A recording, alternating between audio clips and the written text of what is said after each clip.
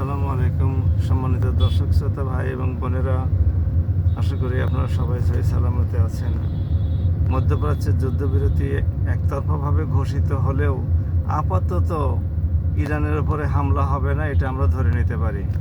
কিন্তু লেবাননের উপরে ইসরায়েল হামলা চালিয়েই যাচ্ছে, গাজার উপরে হামলা করছে, লেবাননের দক্ষিণাঞ্চলে বেসরকারি নাগরিকদের বাড়িঘর ধ্বংস করে দিচ্ছে, উচ্ছেদ করছে নাগরিকদেরকে।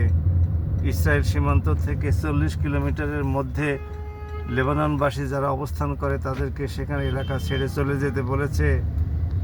সুতরাং মধ্যপ্রাচ্যে শান্তি ওইভাবে ফিরে আসে নাই।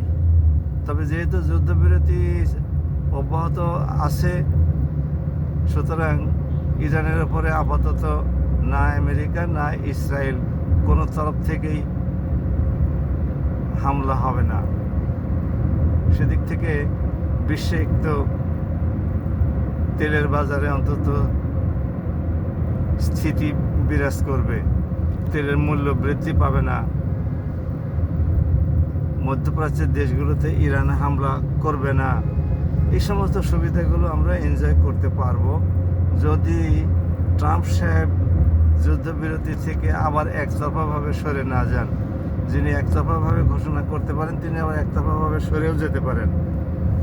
তবে আমেরিকার জন্য অত্যন্ত লজ্জাকর একটা বিষয় হলো তার জামাতা জ্যারেড কুশনার এবং তার একজন মন্ত্রী আমেরিকা থেকে উড়ে আসলো পাকিস্তানের রাজধানী ইসলামাবাদে, আর পার্শ্ববর্তী দেশ ইরান থেকে ইসলামাবাদে ইরানি কোনো আলোচক আসলো না।